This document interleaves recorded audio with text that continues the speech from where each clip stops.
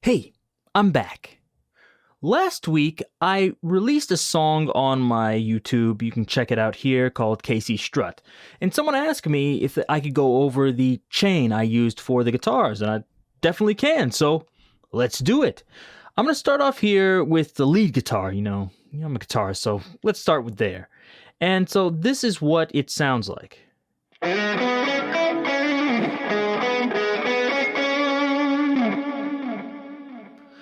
So that's the basic lead guitar for most of the song. I did something different for the solo, but let's start here. It's almost the same.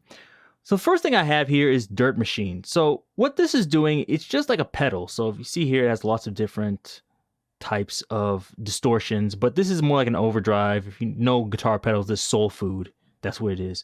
It has slightly different tone controls, a little bit more control. So I turned down the mids on this and turned up the treble just to make it cut a little bit more. This is what it sounds like off. You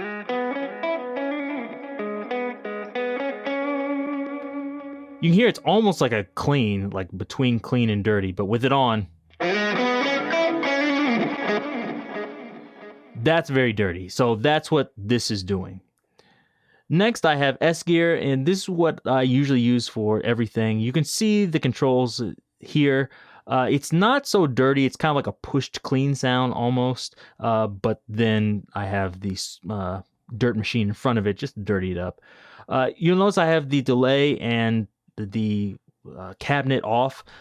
Usually when I record it, I use the effects inside S gear, but sometimes I turn them off afterwards just because I can get a little bit more control with other tools. Sometimes, S gear is perfect and I don't need to do anything, but in this case, I decided I'm going to use another delay and use something else for the cabinet, just so I can fine tune it a little bit more easily. So that takes me to M cabinet. Ugh. So for this, I just used a profile I have. I took all my impulse responses and just converted them to profiles, so it's really easy to go through them. So here I'm using like a vintage 30, and I used that profile, and I went in here. I tilted it a little bit, so that's going to increase the treble, decrease the lows a little bit. I cut off lots of the lows using a high-pass filter at 24 decibels per octave, and then I did this just to get rid of some of the resonances. So let me just turn it with it off. It sounds like this. With them on,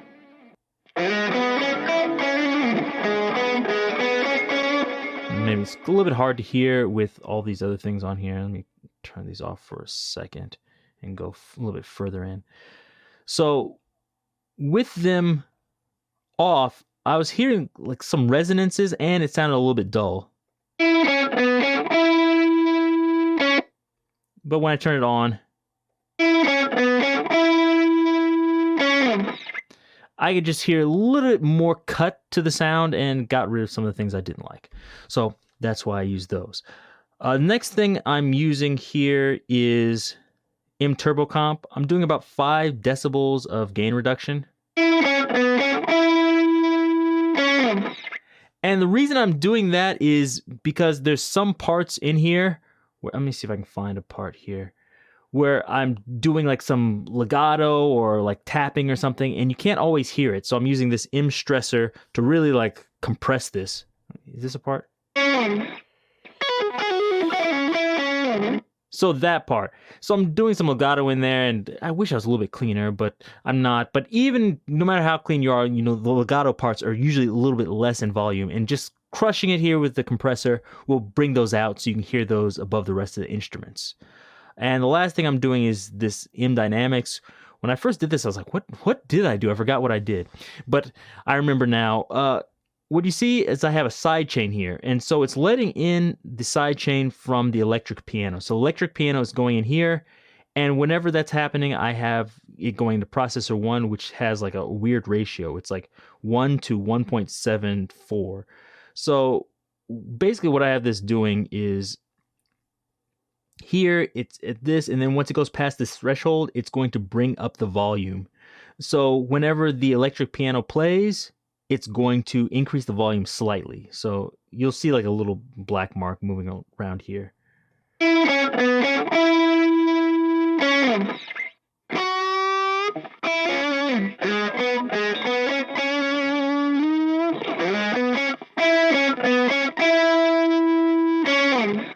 And the reason I did that is during those times, what's happening is the piano and the electric piano are playing. It just gets louder overall. I also have background guitars playing, and I just want to make sure this lead is cutting through and just louder.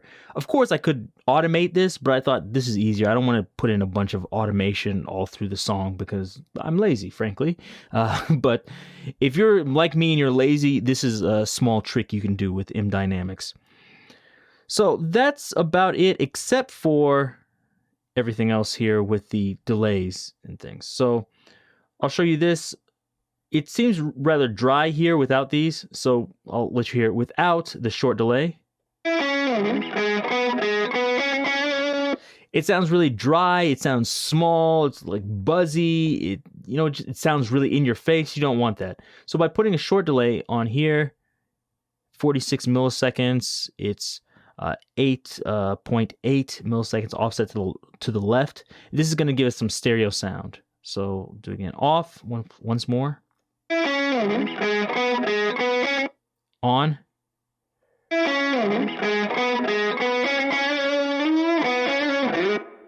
So you can see that just makes it fatter and it gives it some width. And you'll notice this is going into the room. I tried just putting the room reverb directly on the guitar, but I found like it's getting a little bit too washed out and that isn't what I want. So to make it a little bit more subtle, I just took the output of the delay and put reverb on that, and that's maybe a little bit more subtle. I did the same thing for the medium delay bus. You can see what I have here. It's just at 383 milliseconds. I forgot what I did that. That might be synced to tempo. I don't remember. With 30% repeats. So it should be around 3 repeats. And this is using the tape from M Turbo Delay. So this sounds a little bit duller and not quite as perfect as a normal digital delay. So this is without. And this is with it on.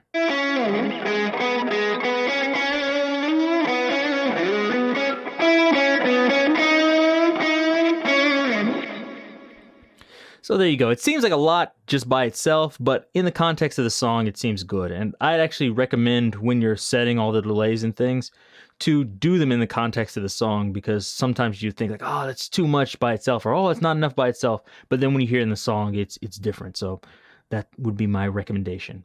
And I have one more delay on here, and that is this. I use the digital delay from M Turbo Delay here, and you see I have the ducking all the way up. Now, what this is going to do is during the parts when I'm playing, you're not going to be able to hear this. At least it's going to be very low level. But when I stop playing, you'll hear it come in like this. Let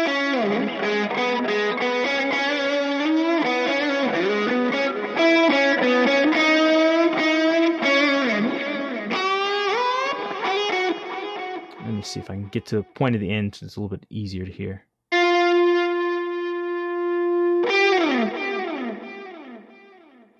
So you can really hear those repeats, and I have those synced to a quarter note. I don't want those going all the time when I'm playing. So by doing this, it makes them very low in level normally, and then when I stop playing, those repeats come out. So it's just something you hear kind of the end of a phrase or something. And that's what I did with it. For the other parts, I did basically the same thing. The guitar solo, it's almost the same. The only differences are, I think, Dirt Machine is... everything's straight up, and I use a little bit less gain there. And for S gear, you see I have different settings. It sounds like this.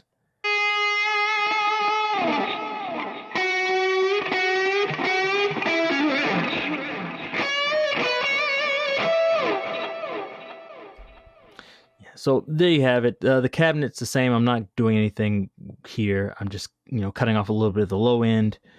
It's almost the exact same as what I have for the lead guitar. The solo is almost the same. I'm compressing it, quite a bit.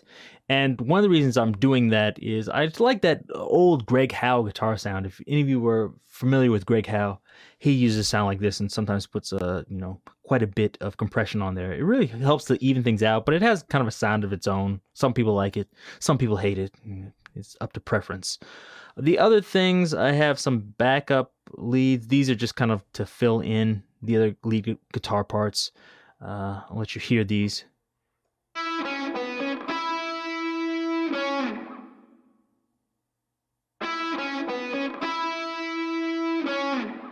Not the most interesting parts. And I just have those going into room reverb. Here's one. I think these are just like stock presets. I just turned off the effects for them. This one, yeah. And I replaced the cabinets with something else. I forgot what this one is. I just wanted those to sound a little bit different. And so I'm using different amps and different cabinets. But then they're both going in here into the room reverb, and I have compressor on them. And this one, I just did this to even them out. You see how I have the link channels off, so that way each is being compressed separately. And the reason is I want them to be even. I don't want like the left side to be louder than the other, or the right side to be louder than the other. Of course, sometimes there are going to be for like half a second, but I don't want crazy differences.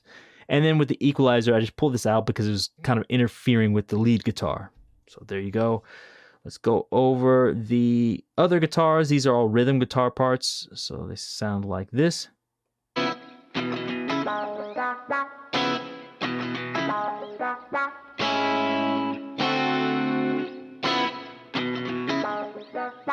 So I was looking for that kind of like thin funk sound you'd hear in like a 1970s song. For these, I just use S-Gear. These are just plain presets from S-Gear. I didn't even put M cabinet. I'm just using the built-in impulse responses here. American Clean. I'm using Deluxe Clean. Yeah, I even left the reverb on there. I didn't change any of that, so there we go. They both go into here. I'm compressing them. I did the same trick as I did before with the link channels, just because I want them to be somewhat even. And then I'm going into an EQ, and I just pulled out some 800 because I thought that frequency sounded bad, and 3000, I think, because it was interfering with the lead guitar, I believe. And then I high passed it just because I don't want to mess with the bass guitar. And the last one, which is also going in there, is the wah guitar. So I used M filter just to make an auto wah.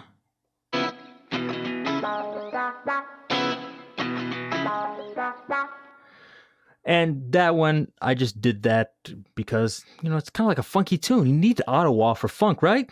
Yeah, so that's why I put that on there. And then sometimes the auto wah can cause things to get a little bit out of control. So I put another compressor on there just to even out the dynamics of the auto wah.